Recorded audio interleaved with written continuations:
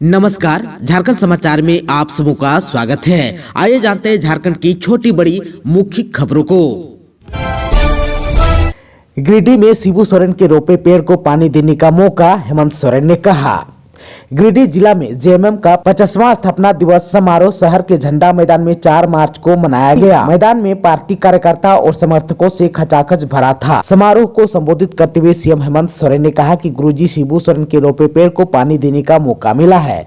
झारखंड आंदोलनकारियों के बदौलत आज वह विशाल वृक्ष बन चुका है। जब देश आजादी का सपना नहीं देखा था, तब से यहाँ के आंदोलनकारी जल और जंगल की रक्षा के लिए संघर्ष कर रहे थे। सीएम हेमंत सोरेन ने कहा कि हम वैसे माटी के लाल हैं जहाँ संघर्ष की परंपरा रही है। जब जब चुनौती मिली है उसका साहस के साथ मुकाबला किया है, चुनौती से भी कभी घबराया नहीं। उन्होंने कहा कि विपक्षी पार्टियां लगातार आघात पहुंचा रही है। आंदोलनकारियों के बलिदान को समझना होगा। बाहरी ताकत एक बार फिर हमलावर है। उन्होंने कहा कि सत्ता में रहें या ना रहें, संघर्ष हमेशा जारी रहेगा। समारोह को गांडेय विधायक डॉक्टर सरफराज अहमद, गिरिडीह विधायक दिव्य कुमार सोनू, पूर्व विधायक निजामुद्दीन अंसारी, जयप्रकाश वर्मा समेत अन्य जेएमएम नेताओं ने भी संबोधित किया। स्थापना दिवस समारोह को लेकर झंडा मैदान में दोपहर से ही पार्टी कार्यकर्ताओं मांदर की थाप पर थिरकते नजर आए। समारोह में शामिल होने के लिए सीएम हेमंत सोरेन शाम में झंडा मैदान पहुंचे। कार्यकर्ताओं ने उनका गर्मजोशी से स्वागत किया।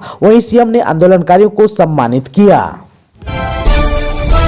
झारखंड के कौशल प्रशिक्षित युवाओं को 6 माह तक 1500 भत्ता, किसानों के लिए पूंजी और इंफ्रास्ट्रक्चर बढ़ाने पर जोर।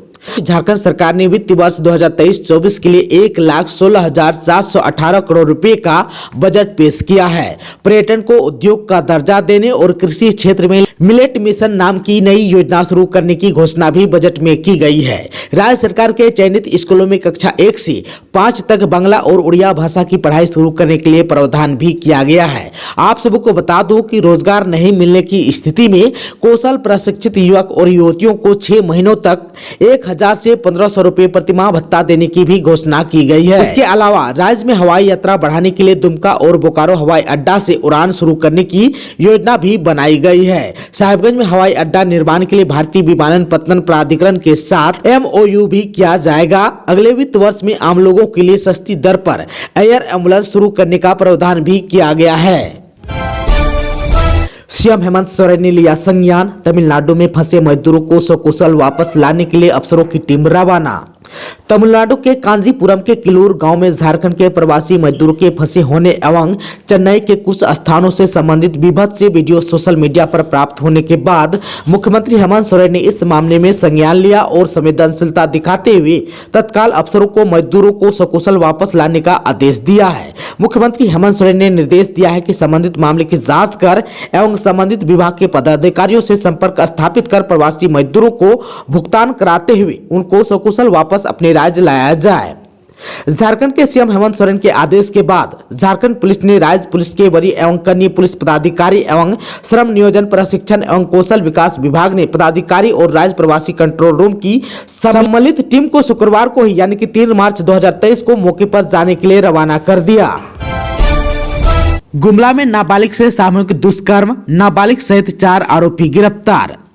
गुमला जिला अंतर्गत घगरा थाना क्षेत्र में नाबालिग के साथ सामूहिक दुष्कर्म का मामला प्रकाश में आया है। मामला सरंगो पंचायत का है। पंचायत की एक नाबालिग 27 फरवरी की सुबह अपने गांव के बगल में स्थित तालाब में नहाने के लिए गई थी। इसी दौरान 4 युवक अचानक तालाब के पास पहुंचे और लड़की का मुंह दबाकर उसे बगल स्थित झाड़ी में ले गए। इसके बाद उस चारों ने बारी बारी से दुष्कर्म किया। सूचना मिलते ही थानेदार अमित कुमार चौधरी, SI टेकलाल महतो, जयश्री मिंज और गणेश चौड़े सहित कई पुलिस पदाधिकारी द्वारा त्वरित कार्रवाई करते हुए आरोपियों को गिरफ्तार कर जेल भेज दिया। आप सबको बता दूं कि नाबालिग के साथ सामूहिक दुष्कर्म के मामले में पुलिस ने आदम पोखर टोला निवासी महावीर उरांव, आदर चट्टी निवासी भूषण उरांव, इटकिरी गाँव निवासी अमित उरांव के अलावा एक नाबालिग को भी गिरफ्तार किया है। आप सबको बता दूं कि इस संबंध में एसडीपीओ मनीष चंद्रलाल और थानेदार अमित कुमार चौधरी ने बताया कि सरंगो पंचायत की एक नाबालिग 27 फरवरी की सुबह अपने गांव के बगल स्थित तालाब में नहाने के लिए गई थी। इसी दौरान 4 युवक अचानक तालाब के पास पहुंचे और युवती का मुंह दबाकर उसे बगल स्थित झाड़ी पर ले गए। चारों ने दुष्कर्म किया, जिसके बाद नाबालिग को उसी हालत में छोड़कर चारों फरार हो गए। जिसके बाद लड़की घर पहुंची। डर और शर्म के कारण यह बात घर वालों को भी नहीं बताई। 2 दिन के बाद लड़की की तबीयत खराब हो गई। तब 2 मार्च को नाबालिग अपनी मां के समक्ष रो रो कर घटना की सारी जानकारी दी, जिसके बाद 3 मार्च को नाबालिग पीड़िता के साथ परिजन घाघरा थाना में इसकी शिकायत दर्ज कराया, जिसके बाद 24 घंटे के अंदर सभी आरोपितों को गिरफ्तार कर जेल भेज दिया। इधर एसडीपीओ ने बताया कि नाबालिग बच्ची के साथ सामूहिक दुष्कर्म के मामले में सभी के खिलाफ पोक्सो एक्ट के तहत प्राथमिकी दर्ज कर जेल भेजा गया है। झारखंड विधानसभा परिसर में मंत्रियों और विधायकों ने खेली होली, मुख्यमंत्री हेमंत सोरेन ने कही ये बात। पंचम विधानसभा के एकादश यानी कि बजट सत्र की शनिवार को कार्यवाही समाप्त होने के बाद झारखंड विधानसभा परिसर में मंत्रियों और विधायकों ने जमकर होली खेली। विधानसभा परिसर में आयोजित होली मिलन समारोह में विधानसभा अध्यक्ष रविंद्रनाथ महतो, मुख्यमंत्री हेमंत सोरेन, विधायक प्रदीप यादव, राजेश कश्यप, इरफान अंसारी, शिल्पी नेहातिरकी एवं अन्य लोग मौजूद थे। इस अवसर पर सभी नेताओं ने एक दूसरे पर फूलों की बारिश की, एक दूसरे को अबीर और गुलाल लगाकर होली के त्योहार की बधाई एवं शुभकामनाएं दी। मुख्यमंत्री हेमंत सोरेन ने समस्त झारखंड वासियों को पवित्र त्योहार होली की बधाई एवं शुभकामनाएं दी। होली मिलन समारोह के उपरांत मीडिया से मुख्यमंत्री ने कहा कि होली का त्योहार सभी के बीच खुशियां बांटने का त्योहार है। इस वर्ष की होली झारखंड के एक एक नागरिक के जीवन में खुशियों का नया रंग लेकर आए, यही इस वर्ष से कामना है। इससे पहले मुख्यमंत्री हेमंत सोरेन और झारखंड विधानसभा के अध्यक्ष रविंद्रनाथ महतो ने होली मिलन समारोह में झाल बजाया, तो कांग्रेस विधायक प्रदीप यादव ने तबला पर हाथ आजमाया। आप सबको बता दें कि एक दिन पहले ही झारखंड विधानसभा में हेमंत सोरेन की सरकार ने बजट पेश किया। वित्त मंत्री डॉक्टर रामेश्वर उरांव ने 1,16,000 करोड़ रुपए से अधिक का बजट पेश किया था। इसमें राज्य के विकास का रोड मैप भी सरकार ने पेश किया। मैट्रिक और इंटर परीक्षा में पूर्वी सिंहभूम के 50,939 परीक्षार्थी लेंगे हिस्सा। झारखंड एकेडमिक काउंसिल यानी कि जैक की मैट्रिक और इंटर की परीक्षा 14 मार्च से शुरू हो रही है। इसमें शामिल होने के लिए पूर्वी सिंहभूम के कुल 50,939 परीक्षार्थियों ने रजिस्ट्रेशन करवाया है। मैट्रिक की परीक्षा में 26,237 परीक्षार्थी शामिल हो रहे हैं, जबकि इंटर की परीक्षा में 24,702 परीक्षार्थी शामिल हो रहे हैं। इनमें इंटर आर्ट्स के कुल 14,895, कॉमर्स के 5,688, जबकि साइंस के 4,119 परीक्षार्थी शामिल होंगे। मैट्रिक की परीक्षा के लिए जिले में कुल 72, जबकि इंटर के लिए 29 केंद्र बनाए गए हैं। सभी परीक्षा केंद्रों पर आधारभूत संरचना दुरुस्त रखने का निर्देश दिया गया है। जिला शिक्षा पदाधिकारी निर्मला बरेलिया ने कहा कि सीसीटीवी कैमरे की निगरानी में परीक्षा होगी। इसके लिए सभी परीक्षा केंद्र संचालकों को कहा गया है कि वे परीक्षा से पूर्व सीसीटीवी कैमरे को दुरुस्त करवा लें। झारखंड में बर्ड फ्लू से मरी मुर्गियों के लिए मुर्गी पालकों को मिलेगा मुआवजा, कृषि मंत्री बादल पत्रलेख ने की है घोषणा। झारखंड के कृषि मंत्री बादल पत्रलेख ने बोकारो में बर्ड फ्लू से मुर्गियों की मौत पर मुर्गी पालकों को मुआवजा देने की घोषणा की है। उन्होंने कहा कि हाल के दिनों में बोकारो जिले से मुर्गियों की मरने की सूचना आई थी। विभाग द्वारा मृत मुर्गियों के नमूने को जाँच के लिए भारत सरकार द्वारा चिन्हित कोलकाता एवं भोपाल लेबोरेटरी में भेजा गया था। वहाँ से मुर्गियों की मौत बर्ड फ्लू होने की पुष्टि की गई है। इसके बाद सरकार ने निर्णय लिया कि मुर्गी पालकों को इसका मुआवजा मिले। कृषि मंत्री श्री बादल पत्रलेख ने कहा कि बर्ड फ्लू मुर्गियों एवं घरेलू पक्षियों में होने वाली एक घातक संक्रमण विषाणु जनित रोग है और मनुष्यों में भी इसके संक्रमण का खतरा रहता है, लेकिन मनुष्यों में संक्रमण का अभी तक कोई भी केस राज्य में नहीं आया है। कहा कि भारत सरकार द्वारा निर्धारित कार्य योजना के तहत रोग के नियंत्रण के लिए कार्रवाई करते हुए विभाग द्वारा बीमारी फैलने के स्थान से 1 किलोमीटर के दायरे में सभी मुर्गियों का निस्तारण कर दिया गया है। जिन मुर्गी पालकों के मुर्गियों का निस्तारण किया गया है उन्हें इसका मुआवजा देने की कार्रवाई प्रक्रियाधीन है। होली से पहले झारखंड के 1 दर्जन जिलों में होगी बारिश, जमशेदपुर पलामू का पारा 36 डिग्री के पार। झारखंड में 8 मार्च को होली का त्योहार मनाया जाएगा। इसके पहले राज्य के 1 दर्जन जिलों में बारिश होने का अनुमान है। मौसम विभाग ने यह जानकारी दी है। मौसम विभाग के मुताबिक 6 मार्च को होलिका दहन के बाद 7 और 8 मार्च को राजधानी रांची, पलामू, गढ़वा, लातेहार, लोहरदगा, गुमला समेत कम से कम 12 जिलों में कहीं कहीं मेघ गर्जन के साथ हल्के दर्जे की वर्षा होने की संभावना है। आप सबको बता दूं कि रांची के बिरसा मुंडा एयरपोर्ट के पास स्थित मौसम केंद्र ने मौसम का जो पूर्व अनुमान जारी किया है। उसमें बताया है कि 8 मार्च को झारखंड के पूर्वी, दक्षिणी, पश्चिमी तथा उससे सटे मध्य भागों में कहीं कहीं गर्जन के साथ हल्के दर्जे की वर्षा हो सकती है। इससे पहले 6 मार्च को झारखंड के दक्षिणी, पश्चिमी और उससे सटे मध्य भागों में कहीं कहीं आंशिक बादल छाए रहेंगे। वहीं उत्तरी पूर्वी भागों में आसमान साफ रहेगा। साथ ही इस हिस्से में यानी कि देवघर, धनबाद, दुमका, गिरिडीह, गोड्डा, जामताड़ा, पाकुड़ और साहिबगंज जिले में 6 मार्च तक मौसम शुष्क रहेगा। राजधानी रांची के अधिकतम तापमान में कोई बड़ा बदलाव नहीं होगा, लेकिन न्यूनतम तापमान में हल्की वृद्धि हो सकती है। रांची का अधिकतम तापमान 6 मार्च को 32 डिग्री सेंटीग्रेड, 7 मार्च को 30 डिग्री और 8 मार्च को 31 डिग्री सेंटीग्रेड रहने का अनुमान है। झारखंड के कोडरमा की पार्वती और पूजा को मिला सम्मान, जल संरक्षण और प्लास्टिक मुक्त गांव बनाने में दिया योगदान। कोडरमा जिले के 2 महिलाओं को शनिवार को यानी कि 4 मार्च 2023 को नई दिल्ली में आयोजित कार्यक्रम में देश स्तर पर सम्मान मिला।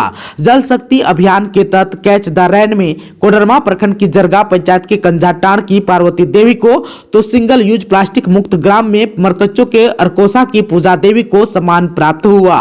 पार्वती को जहां राष्ट्रपति द्रौपदी मुर्मू ने सम्मानित किया, वहीं पूजा को जल शक्ति मंत्रालय के मंत्री गजेंद्र सिंह शेखावत ने सम्मान दिया। हाईकोर्ट से राहत मिलते ही बोले इरफान अंसारी, मैं कांग्रेस का ईमानदार नेता, हमें आपस में नहीं बल्कि भाजपा से लड़ना है। झारखंड हाईकोर्ट से एक मामले में राहत मिलते ही केसकांड में फंसे जामताड़ा के विधायक इरफान अंसारी ने कहा कि वह कांग्रेस के एक ईमानदार नेता हैं। उन्होंने और उनके दोस्तों ने इतने दिनों में जो कुछ भी भुगता है उसके बारे में वही जानते हैं। उन्होंने कहा कि जब से हम पर आरोप लगे हम मुश्किल दौर से गुजर रहे थे, लेकिन अब हम आजाद हो गए हैं, हम आरोपों से मुक्त हो गए हैं। हमें आपस में लड़ना छोड़कर भारतीय जनता पार्टी से लड़ने की जरूरत है। हजारीबाग के टाटी झरिया पहुंचे पुलिस ने 2 साइबर अपराधियों को किया गिरफ्तार। हजारीबाग जिले के टाटी झरिया पहुंचे मुंबई पुलिस ने 2 साइबर अपराधियों को गिरफ्तार किया है। इसमें टाटी झरिया थाना क्षेत्र के होलंग निवासी श्यामलाल महतो के 41 वर्षीय पुत्र विनय कुमार और मयूरहंड चतरा निवासी रामेश्वर रविदास के 36 वर्षीय पुत्र शत्रुघ्न प्रसाद को सिरका मोहल्ला हजारीबाग से गिरफ्तार किया है। चतरा में नक्सली कमांडर रामाशीष गिरफ्तार, पुलिस नक्सली मुठभेड़ में था शामिल। चतरा में प्रतिबंधित भाकपा माओवादी नक्सलियों को तगड़ा झटका लगा है। 25 लाख के इनामी शेख सदस्य गौतम पासवान एवं 15 लाख के इनामी मनोहर गंजू दस्ते का कंपनी कमांडर रामाशीष यादव उर्फ चलित्र यादव उर्फ अंगद को पुलिस ने गिरफ्तार किया है। एसपी राकेश रंजन को मिली गुप्त सूचना के आधार पर एसडीपीओ अविनाश कुमार के नेतृत्व में गठित हंटरगंज थाना पुलिस की स्पेशल टीम ने कोल्हा इलाके से उसे गिरफ्तार किया है। गिरफ्तार नक्सली के खिलाफ चतरा के विभिन्न थानों में 10 से अधिक मामले दर्ज हैं। पुलिस को इसकी लंबे समय से तलाश थी। गिरफ्तार नक्सली चतरा के गिद्धौर थाना क्षेत्र स्थित केंदवा गांव का रहने वाला है। आप सबको बता दूं कि विगत 1 जुलाई को हंटरगंज थाना क्षेत्र के लुट्टा फाटा इलाके में हुए पुलिस नक्सली मुठभेड़ में भी शामिल था। इसी ने पुलिस पार्टी को टारगेट कर गोली भी चलाई थी। आपसी विवाद को लेकर गुमला में चाचा भतीजा को मारी गोली, रिम्स रेफर, हिरासत में एक आरोपी। गुमला जिला स्थित चैनपुर थाना क्षेत्र के लंगड़ा मोड़ में अज्ञात अपराधियों ने लंगड़ा मोड़ निवासी इब्राहिम खान और टोटो निवासी रहील खान को गोली मारकर घायल कर दिया, जिसके बाद प्रशासन के सहयोग से दोनों घायलों को चैनपुर के सामुदायिक स्वास्थ्य केंद्र में भर्ती कराया गया, जहां चिकित्सकों द्वारा प्राथमिक उपचार के बाद दोनों युवकों को बेहतर इलाज के लिए गुमला सदर अस्पताल रेफर कर दिया गया। सदर अस्पताल में दोनों की स्थिति को देखते हुए चिकित्सकों ने बेहतर इलाज के लिए रिम्स रेफर कर दिया। वहीं पुलिस ने त्वरित कार्रवाई करते हुए एक हमलावर अफजुल मियां उर्फ आजो को हिरासत में लेकर पूछताछ कर रही है, जबकि एक अन्य हमलावर फरार हैं। झारखंड के प्रवासी श्रमिकों को हाल जानने तमिलनाडु पहुंचे पुलिस और श्रम विभाग के अधिकारी, हेल्पलाइन नंबर जारी। मुख्यमंत्री हेमंत सोरेन के निर्देश पर तमिलनाडु में प्रवासी श्रमिकों की स्थिति की जानकारी लेने के लिए झारखंड पुलिस और श्रम विभाग के अधिकारियों का एक प्रतिनिधि मंडल तमिलनाडु पहुंचा। प्रतिनिधि मंडल ने दौरा कर तमिलनाडु सरकार के अधिकारियों और प्रवासी श्रमिकों से बातचीत कर वस्तु स्थिति का जायजा लिया। प्रतिनिधि मंडल को वहां के अधिकारियों द्वारा बताया गया कि एक पुराने मामले का तथा कथित घटना या वीडियो सोशल मीडिया द्वारा वायरल किया गया। अधिकारियों ने कहा कि प्रवासी श्रमिकों की सुरक्षा तमिलनाडु सरकार के लिए सर्वोपरि है। प्रतिनिधि मंडल को यह भी बताया गया कि सावधानी बरतते हुए उत्तर की दिशा में जाने वाले ट्रेनों में आरपीएफ के अतिरिक्त बल को तैनात करने का निर्देश भी तमिलनाडु सरकार द्वारा दिया गया है। मुख्यमंत्री हेमंत सोरेन ने श्रम विभाग और झारखंड पुलिस को तमिलनाडु सरकार के संबंधित अधिकारियों से निरंतर संपर्क स्थापित कर प्रवासी श्रमिकों को हर संभव सहायता करने और जरूरत पड़ने पर प्रवासी श्रमिकों की राज्य वापसी का निर्देश भी दिया है। झारखंड सरकार के प्रतिनिधि मंडल ने राज्य के विभिन्न प्रवासी श्रमिक समूहों से मुलाकात भी किया, साथ ही उन कार्यस्थलों का भी दौरा किया जहां से झारखंड के प्रवासी नियंत्रण कक्ष को प्रवासी श्रमिकों द्वारा किया जा रहा था। प्रवासी श्रमिकों को कोई भी परेशानी होने पर तमिलनाडु एवं झारखंड सरकार द्वारा हेल्पलाइन नंबर पर संपर्क करने की बात भी कही गई। तमिलनाडु पुलिस द्वारा जारी नंबर है 0421-220-3313 या 9498101300 या 9408101320 है। देवघर एयरपोर्ट में मध्यस्थ नियुक्त करेगा हाईकोर्ट, 30 दिनों में रिपोर्ट देने का निर्देश। झारखंड हाईकोर्ट ने देवघर एयरपोर्ट पर नाइट लैंडिंग की सुविधा बहाल करने को लेकर दायर अवमानना याचिका पर सुनवाई की। चीफ जस्टिस संजय कुमार मिश्र और जस्टिस रंगन मुखोपाध्याय की खंडपीठ ने मामले की सुनवाई के दौरान प्रार्थी और केंद्र सरकार का पक्ष सुना। खंडपीठ ने मामले में मध्यस्थ नियुक्त करने की बात कहा कि मध्यस्थ मामले में पार्टी के बीच मध्यस्थता करेंगे तथा 30 दिनों में रिपोर्ट प्रस्तुत करेंगे। इससे पूर्व प्रार्थी की ओर से अधिवक्ता दिवाकर उपाध्याय ने पैरवी की, जबकि केंद्र सरकार की ओर से अधिवक्ता प्रशांत पल्लव और अधिवक्ता पार्थ जल्लान ने पक्ष रखा। आप सबको बता दूं कि प्रार्थी गोड्डा के सांसद डॉक्टर निशिकांत दुबे ने अवमानना याचिका दायर की है। उन्होंने एयरपोर्ट पर विमानों के नाइट लैंडिंग की व्यवस्था कराने की मांग की है। अधिवक्ता ने बताया कि मध्यस्थ द्वारा मकान का स्ट्रक्चर टूटने से प्रभावित होने वाले भवन मालिकों तथा देवघर एयरपोर्ट लिमिटेड के प्रतिनिधि के बीच वार्ता कराया जाएगा। मकान मालिकों को कितना मुआवजा मिलेगा, कब तक स्ट्रक्चर को तोड़ा जाएगा आदि विषयों पर दोनों पक्षों से बातचीत कर 30 दिनों के भीतर मध्यस्थ को अपनी रिपोर्ट कोर्ट में प्रस्तुत करना है। आपको बता दूं कि पूर्व में बताया गया था कि डीजीसीए द्वारा एयरपोर्ट के आसपास निर्धारित 11 मीटर से अधिक ऊंचाई वाले भवन मालिकों को अपना स्ट्रक्चर हटाने के लिए नोटिस जारी कर दिया गया है। दोस्तों, अभी तक आपने चैनल को सब्सक्राइब नहीं किया है तो प्लीज चैनल को सब्सक्राइब कर बेल आइकन को प्रेस कर दीजिएगा ताकि खबरों का अपडेट आपको मिलता रहेगा। इसके साथ ही आज के खबरों में बस इतना ही। हमें दीजिए इजाजत। नमस्कार।